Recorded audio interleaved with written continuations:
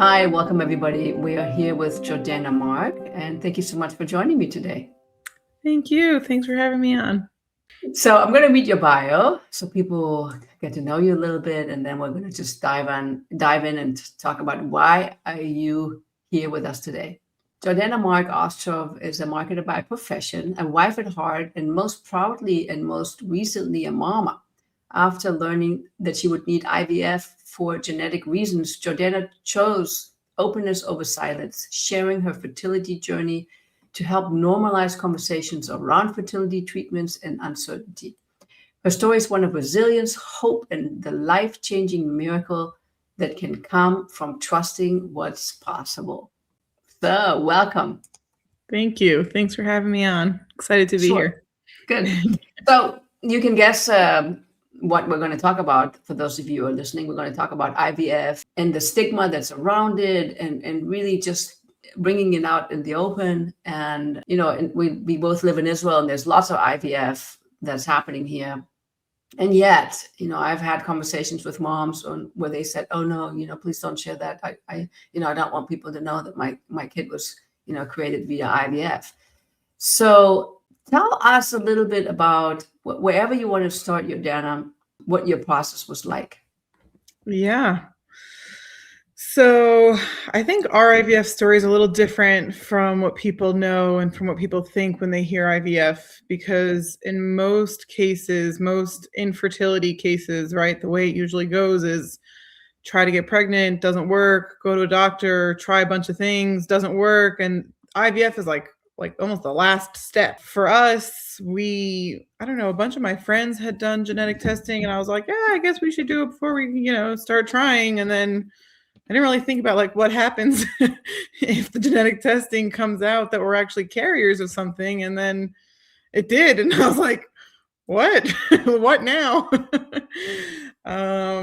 So that was a whirlwind. So for us, it was really step one was IVF and PGD. For those who don't know, IVF is in vitro fertilization, and PGD is pre-implantation genetic testing, which basically means that you do IVF, and then once the embryos have been created, they test them for the genetic disease, and then only re-implant or refreeze the ones that are healthy. So for us, we're carriers of disease that is a 25% chance for each embryo to be carriers of this disease. So that felt like pretty high odds to me. I didn't want to take that chance. With the specific disease that we're carriers for, it more often than not leads to miscarriages. A lot of people who don't do genetic testing before trying to get pregnant, and they're both, both the husband and wife are carriers of the disease. They figure out that they're carriers of the disease because they have repeating miscarriages. So I guess thankfully for us, we did the genetic testing before starting to try, so that we were able to do IVF first and I guess save that heartache. So thus began our journey. Wow. So hang on, I want to just go back a step. So you decided to do genetic testing. Mm-hmm. And I'm not an expert, but I think there's all kinds of different things that you can do, right? I know that several of the hospitals actually work with a lab in Germany, where they send blood work and different samples to. So you decided to do that, and then you got some information that both of you were a carrier of this specific, whatever it's called. Usually there's like some sort of number that I can't remember. Okay, so and then what happened? Then they recommended IVF, or you already knew about it, or? So the way it works is they tell the woman to get tested first, and then if she comes out positive for anything, then the man gets tested. So I went to get genetic testing. They said you're a carrier of a disease called Smith-Lemli-Opitz. Okay. You can look it up. It's terrible. Awful. So the abbreviation for it is SLOW. So they said, okay, Jordana, you are a carrier of SLOW. Your husband needs to get checked now. And I said to my sister, because it's genetics. So I said to my sister, I said, did you ever do genetic testing? Because she had a daughter at the time. And she said, yeah, I'm a carrier for it, but don't worry, it's not a big deal. My husband's not a carrier. So then my kids will also be carriers, but as long as they don't marry people who are carriers, then it's like, it's just a gene. But no one can actually get sick from it.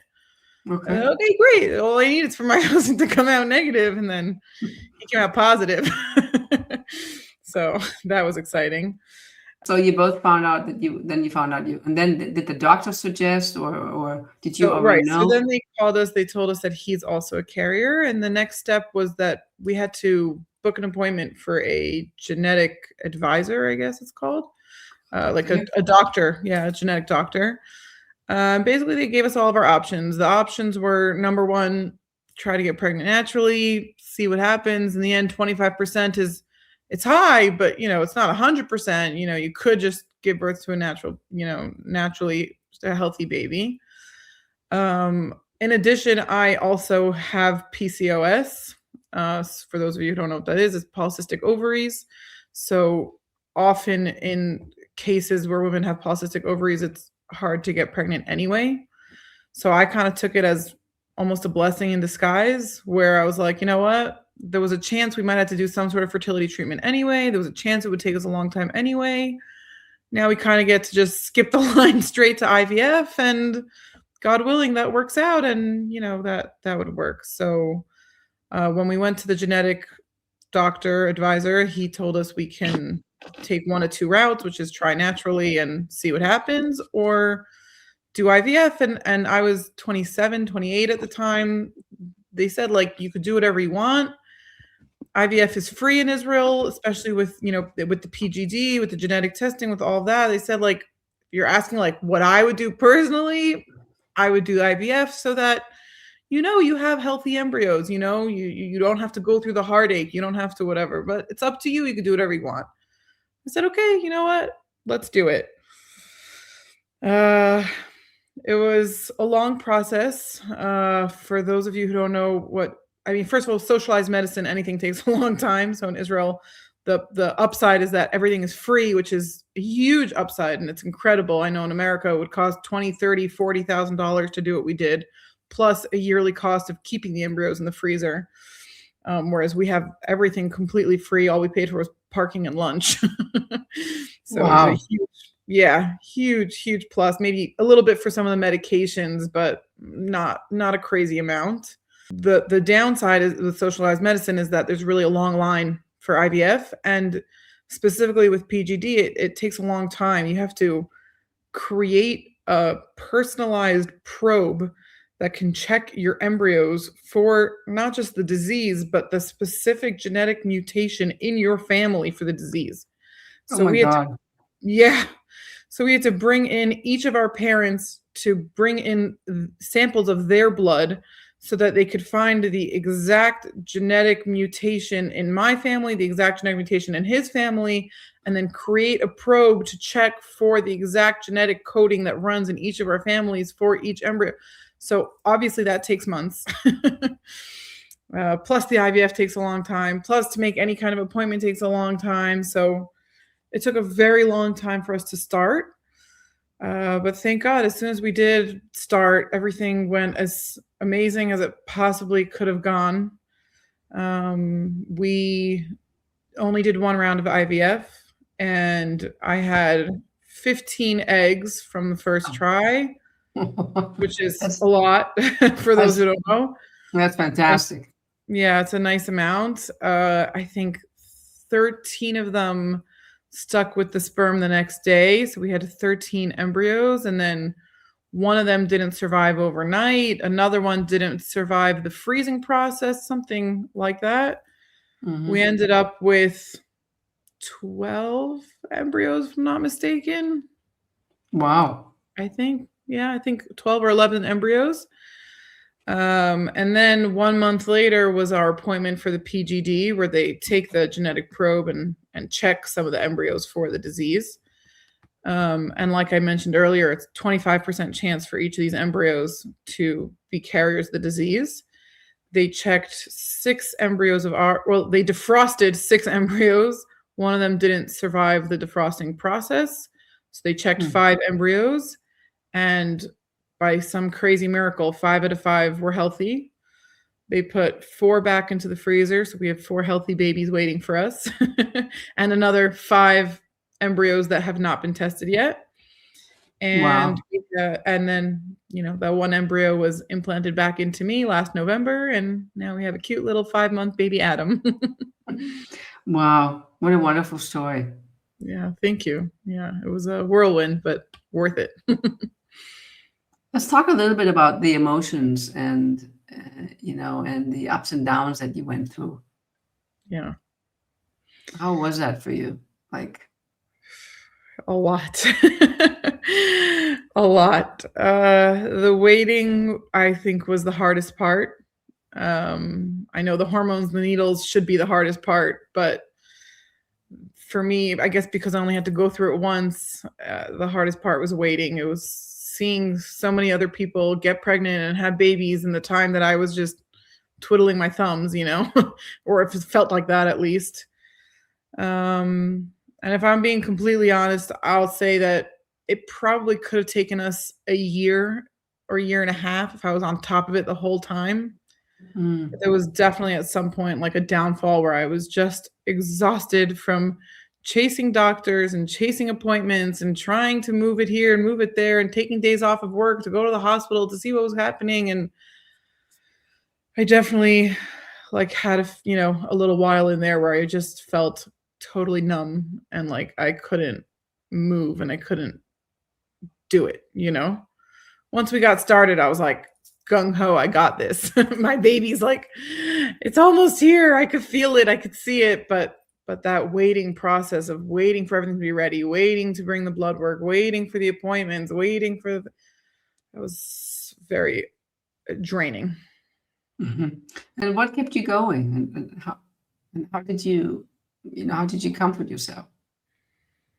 I don't know what I did to comfort myself, but I know that I do know what I did to comfort myself. Now I'm thinking a little bit. Sorry. I go to a group called Ha'osher Shabaderech. I call it my fertility support group.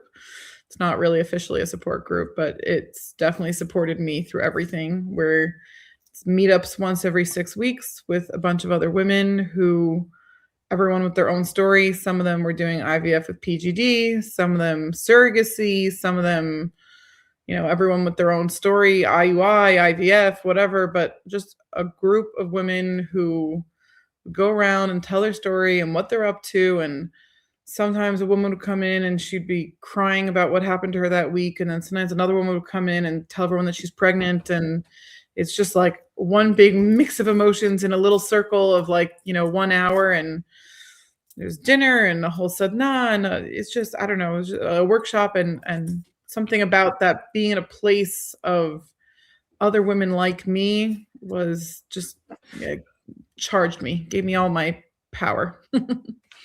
That's so important that you share that. So thank you, because yes, Yeah. it's so good to have a sounding board and other people that are rooting for us. And hey, you got this when you don't feel like you got it. Yeah. Something that can sort of like pull you through.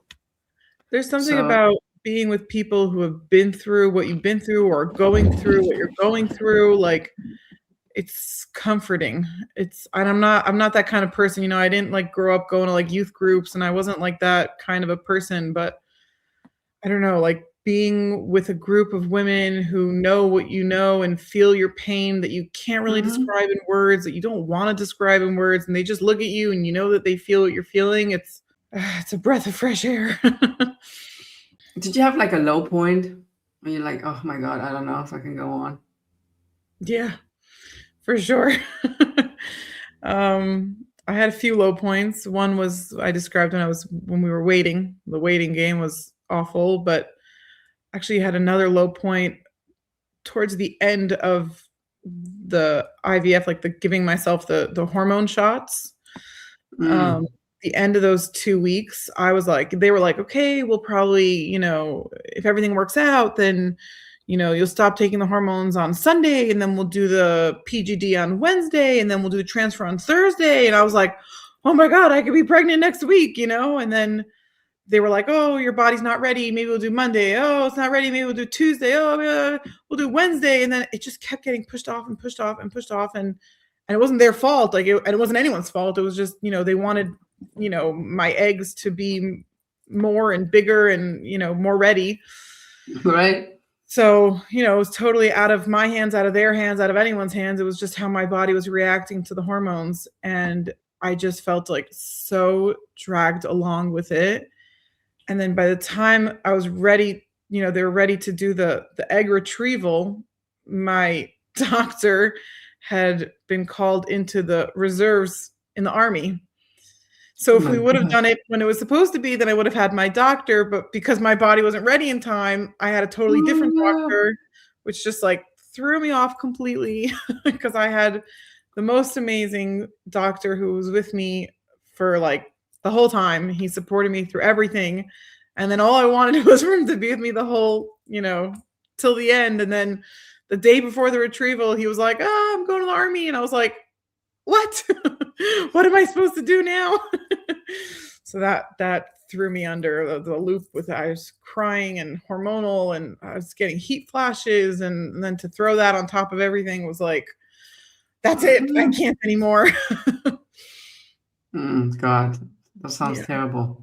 Yeah, it was hard. Very hard. Thank God the doctor who ended up working with me and did the retrieval was also amazing and super sweet and super nice and amazing, but I couldn't have known that ahead of time, so it didn't help the It's, nerves. I mean, it's, there's so many things that you bring up here, I mean, that's a whole nother, topic of how to deal with all these, here you have your support system and one day they're there and then they're not, all that stuff. So, Yeah. and then all these things that are completely out of your control and all you want is like, be done with it already. It's hard.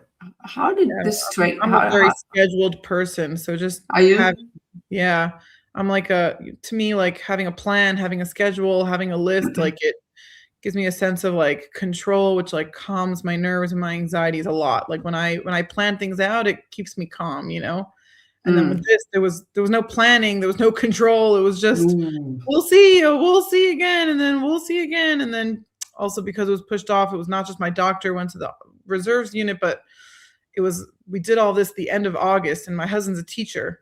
So it was like, Oh. okay, if we do the retrieval on Monday, then my husband can come with me. But if it's on Wednesday, then he'll be in the Mhm. first day of school and I have to go with my mom, which my mom's amazing. And it was great to go with her in the end. But it was just like, could he just go on plan, These things don't plan. Oh, it's hard. Yeah. Wow, but you pulled through. So there's two things I do want to also talk about. One, if you can talk about the impact that it had on your relationship, as a couple. Um, because it's like, oh, it was hard and then fairy tale and here we are, we have a baby, but it's not like that. So if would you be willing just to talk a little bit about, how that impacted the two of you? Yeah. Thank God I have a extremely supportive husband, which was not a given and saved me a million times over emotionally throughout the whole 2 years of waiting and the IVF itself, and he made sure to be home every single night when I was doing the shot just to hold my hand. Wow. Oh, wow. Yeah, being the control freak I am, I needed to, like, do the shot myself, like, to me, it hurt less if I was the one injecting myself, Oh, and he wow. has a needle phobia, so he didn't wanna be anywhere near that needle, so he stood behind me and he didn't look, but he held me so that I felt, his physical presence with me while doing it. Mm. Um, Also, I took a lot of videos and pictures, which helped me Mhm. a lot. Mhm. And Mhm. he is not a big picture guy and he's not a big video guy, but he knew how much it would help me, so he was really cute. Made sure to get in all the videos and pictures with me because it meant a lot to me. And thank God I think that it brought out different sides of our relationship. There was a lot of him taking care of me and him being there for me and a lot of me taking a lot of control, right? Because in the end, it's the woman's body, and I had to go to the appointments, and I had to call the doctor, and I had to do it all. I had to do all the leg work, I would say, and then I felt like he had my emotional back, like he had my back emotionally, and I had to take care of all the stuff, the appointments, the It's tough going to stuff, the like the the you needles, know. the hormones, yeah, but thank God it was really hard, and I think it's changed us for the better. That's so wonderful. Yeah, That's thank God. really, and I can only imagine that you looked at him, and, time and time again, and maybe, him as well. I don't know him, but like, oh my God, I chose the perfect person. Yeah. It's like, here we have to go through this and look at how we're dealing with it, and it's making us stronger as a couple. So that's just really, that's Yeah. really amazing, and I'm Yeah. so happy for you guys. Thank you. Yeah, actually, I feel like it's that same pattern, like, started with the IVF, and feel like it followed us through the whole pregnancy and birth and post-birth because, it's still with all the appointments, pregnancy, like, I had to go in and I had to do and I had to whatever, and he kept, like, catching me and holding me and bringing me water and taking care of me Mm, emotionally throughout the whole pregnancy. And then with the birth, I had a 4-day induction that didn't work and ended in a C-section. It was awful. mm, So also, he was there for me emotionally and physically and holding me, and I had to go through all the pain and the waiting and the doing and the, more needles and more ultrasounds and more of that. And then with I felt like we both were very much in the mindset, like when I was pregnant and IVF was very like, okay, Jordana's the one who's good with kids, and Jordana's the one who's gonna be with the baby. And, Jordana will teach Tani how to and what to and when to. And then with the C-section, it was like, okay, Jordana's going to recovery and Tani's with the baby. Good luck. And he was just like thrown in the deep end where he was like, I guess I'm full-time parent right now until she, wakes up from the anesthesia. And I think mm. that was actually it was like a twist, and it was a surprise, and it was really good for both of us. And thank God he's an amazing dad. So that's awesome. Yeah. Wow. What advice do you have for people? Advice that I try to take myself, and I don't know how much I succeeded, but the number one advice I was given and that I will give is to let go. Try not to plan, try not to hold on to the plan. Everything that you plan is not going to work as planned. It always changes. I guess that's good parenting advice too, right? I feel like that's like that with your kids as well. But with IVF, with fertility treatments, with pregnancy, with all of it, it's just so out of your hands. There's take control where you can, but there's a small window of things that you can control, and you just have to let go emotionally and physically, and just let whatever comes at you come and take it as it is, and try to accept that. And, roll with the punches. It's like, Exactly. Roll with the punches even when they it's punch so hard. hard. Oh yeah. I mean, my first kid was a very difficult birth, and he was supposed to come naturally and all that kind of stuff. And it's like, just like you said, you can't control it. It does whatever it does. And my Yeah. second one came, oh my God, within an hour and a half from us getting to the hospital, boom, she was out. Oh my gosh. Yeah. Yeah. And Wow. the other one was more like almost a C-section. So we can't control it, and that's the beauty of life. Oh, can't plan. Can't Yes. plan. It is what it is. Yeah. My mother always said, birth is the time where birth and death. It's sort of like it's that moment where where they're close together, and for a while they're sort of like riding next to one another. Totally. Totally. So, but here you are, you have a beautiful baby. And I do want to talk about the stigma because, in Israel, lots of people go through IVF. And I was when I came there as well, and I was, meeting with other lesbian couples, and everybody had a kid. And I'm like, what's going on? Because certainly in America and Germany, well, that wasn't the case. So, lots of gay couples have, have kids, they go have IVF and have kids that way, but not, like you said, could be genetics, could be, it's difficult. I have a friend who, she started to have, they wanted to have kids, and she was already in her, 40s. So they immediately said, forget it, forget the natural way, just go for IVF right away. Wow. So what what do we tell people about bringing children into the world with IVF? What are your thoughts about that? I believe that medicine advances every minute, every year, and I think it's a miracle. I think that the fact that we can bring children into this world in a healthy way is unbelievable. If you look up for us specifically, you look up the disease that we're carriers for, it's awful. It's terrible, awful. And if we were to try naturally, if we were to get pregnant naturally, you only could find out if the baby is sick with the disease, but when you do the I forgot what it's called, the Shafir, the test at 18, 19 weeks, Right. and it's awful. You go through 18, 19 weeks of pregnancy to find out that your kid is so sick that they probably won't even live a year if they're born with it. It's awful, and the fact that we can do IVF and then test the embryos and say we're only going to implant the healthy ones is it's a real miracle. And I thank medicine and science and the doctors who practice the medicine that the science has given us, and the people who came up with it.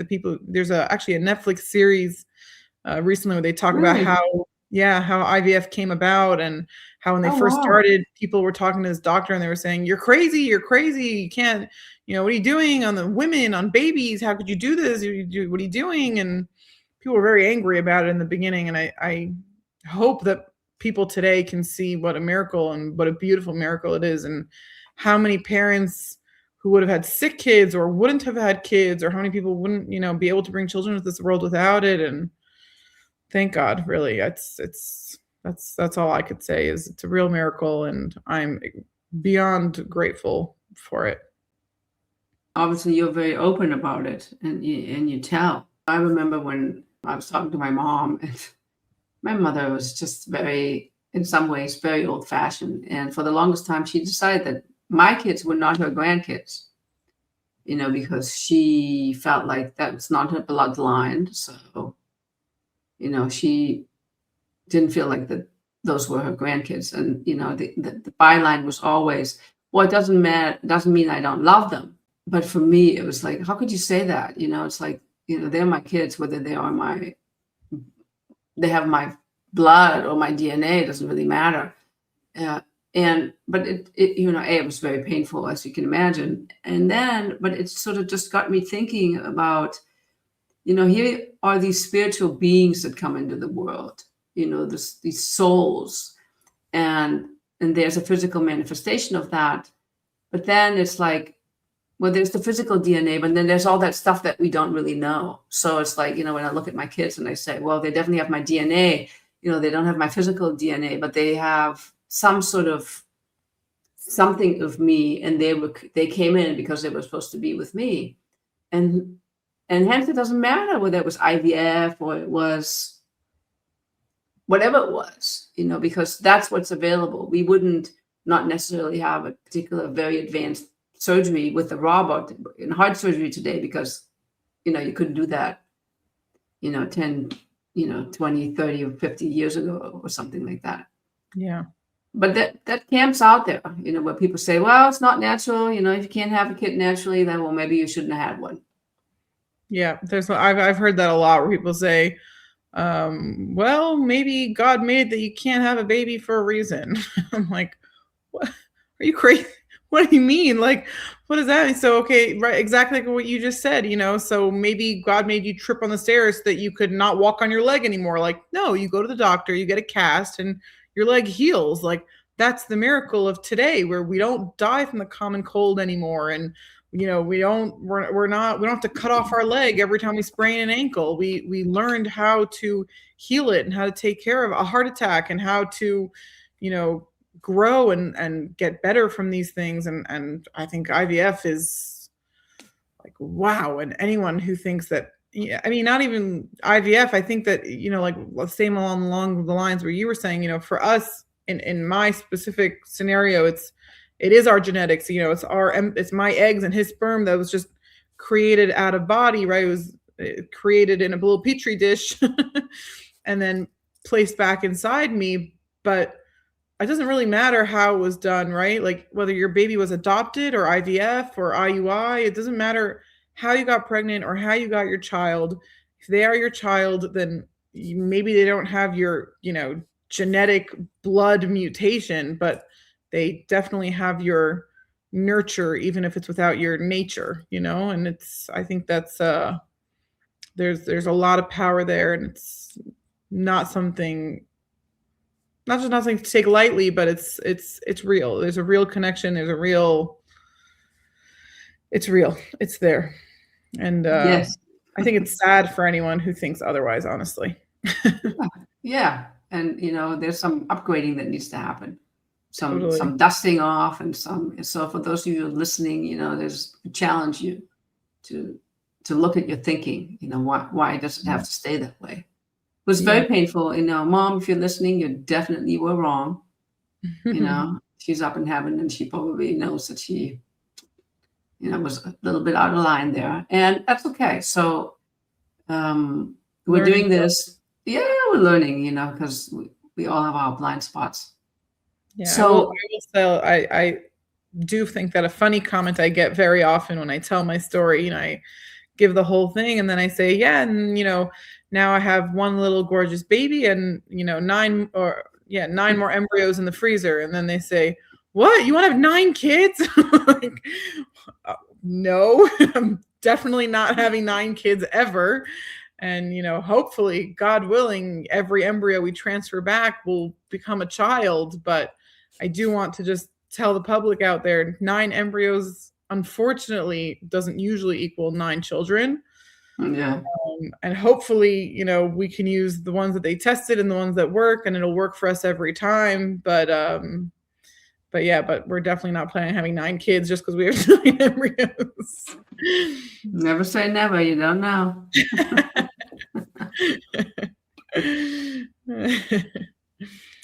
Thank you for coming today. Thank you for talking about it. And is there something that you want to leave people with as we're closing out? Yeah, I want to leave people with the feeling that you shouldn't feel alone. 1 in 6 couples experience infertility. That's very, very common. And even more than that, do fertility treatments for other reasons, right? Like lesbians, gays, whatever, to each their own story. But, a single woman who's having a baby alone, there's so many people who go through all kinds of different fertility treatments, and just find your people. You don't have to post it on Facebook or go on a podcast, but I'm here. Reach out to me. Reach out, to Ha'osher Shabaderech is the group in Israel that I go to. There's organizations everywhere around the world who are there to help people, women, couples, men, financially, emotionally, and no one should have to go through any of it alone.